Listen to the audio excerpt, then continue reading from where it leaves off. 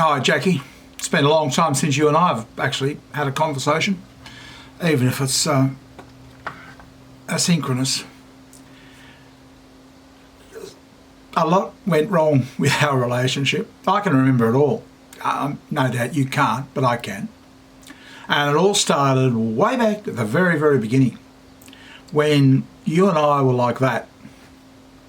And then along came Vaughnie.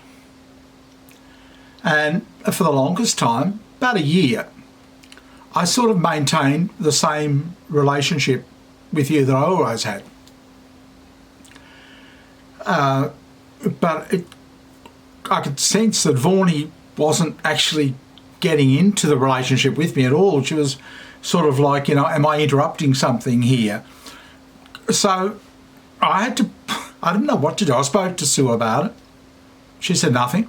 So I thought, okay, I'll try backing away a little bit and see if that helps. Oh, well, that was just the end of it. Sorry, that's just what happened. I had no idea what to do.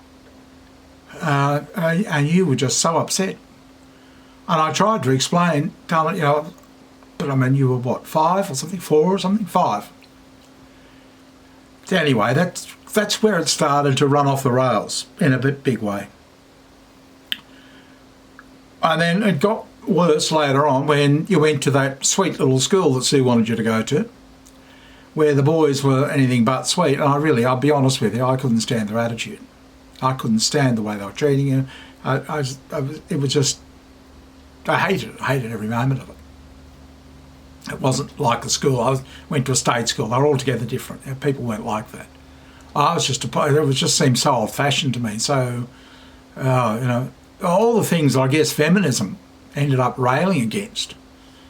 But the strange thing is, speaking of that, it was our state school guys that really got clobbered in the deal. We weren't doing anything in the first place, and then we get clobbered. And it's the guys who did the clobbering, who set themselves out to be the great white knights for women. But anyway, that's another story. So one thing led to another, and you started martial arts. And you were so sweet. I can still remember you in your pink outfit. Such a sweet smile. And I was trying to get you to look a bit meaner so maybe people wouldn't pick on you as much. And we were at a park one night. We went for a walk, the last time we ever went for a walk. And I poked you in the stomach a bit too hard, and that was it. You just cracked. He just cried and cried and cried and cried and cried. I couldn't stop you crying. But I don't know that I even poked you that hard. It was too hard, I guess. But and after then, you changed. You just changed. You became probably everything I was trying to get you to become. Which I don't know. I look back on it and think, would I have done the same thing again? I don't know, hun. I really don't know. But that was sort of like it killed it for us. And it was just never the same after that. And I hated it. In fact, I saw you once again at that park, and you looked at the park like of disgust. I don't know, sort of like something out of your past that you didn't want to know. And I felt so sad and so sorry about it, but I just couldn't. I couldn't reach over that divide and try and mend bridges or mend hearts or anything. I wasn't trying to hurt you. I only had the best intentions in for you. Had you gone to a state school, none of this would have been necessary. You would have ended up like Siobhan, and the singing and dancing would have been great. But the school you went to they were just nasty people. They just wanted to win. They just wanted to be best. They just wanted to be on top. And I felt like I'd thrown you. I didn't want to send you there. It wasn't my choice. Yet I seemed to be getting the blame for it. So when the opportunity finally came for you to get out of there, I jumped on it. But it was too late by then. It had already gone too far, and way too far. And it continued to get further and further apart. And there was just nothing. I could never get to talk to you in any sort of sane, rational way. It was always yelling and screaming and arguing. I knew where the root of it all was. I knew what I remembered. I have a very good memory. You didn't think I did, but I had an excellent memory. I remember everything. And then there was all of that, but at the same time, and I've just done another video explaining this to Sue, I suffer from something called seasonal affective disorder. Summer sad, spring sad they call it. And this really wasn't helping matters. And it was steadily getting worse over the years. Worse, culminating 2013, I just melted down completely. It hits August, September, around that time. It's the light. The light hits my eyes, excites my brain. I have these really vivid dreams. And it's like I want to be in the dream. I don't want to wake up. I want to, because you can almost touch the dreams. And I didn't realise. I used to go to doctors and I'd say, why do I feel sad in spring? And nobody had any idea. And I now know that it's not recognised in Australia. They don't recognise it as anything. They don't believe it. There are two strains of it, winter sad and summer sad. I've got the rare one, summer sad. And it's just debilitating. So every time comes summer, you remember I hated Christmas. You hated me because I hated Christmas. And I was like, well, it's kind of not I knew it wasn't my fault, but I didn't know what to do. I didn't know what to say. I'd just get depressed. And then to try and stop myself feeling so bad, because I was exhausted. It's not so much depression, it's exhaustion. It takes all of your energy and you get down. So I go looking for alcohol and then I end up in a fight or something. But that's what was happening. It was getting worse and worse and worse. By 2013, I was suicidal, okay? I was at the end of it. I couldn't stand it anymore. And our relationship was shot to pieces. Sue was dragged down with it. And poor Vaughnie was she just missed out on everything. So what happened was what happened. I just thought, okay, just leave, just go. And I've left it trying to get back. I've tried a couple of times. I've tried to email, but nothing ever happened. So I haven't really pushed it until this point because I had a couple of things to resolve, as I've just explained to Sue. I had to sort out what was actually happening. It was a summer sad. I discovered that in 2018. I've had 2 years of, I've learned how to deal with it. I wear shades and I pull the drapes and I wear sunglasses in spring, night and day, inside and out. And the other thing, of course, was the track book, the thing that I was working on that you also hated. That's proved very difficult to figure out what that was. I finally got there in the end. I've got everything. I understand it all now. So, essentially, my mind is completely free.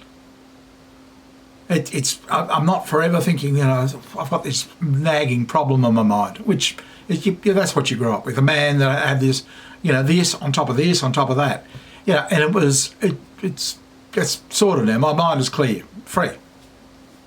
It's no longer trying to figure out what the hell's going on. But the summer sad just really destroyed my life, just totally ruined it.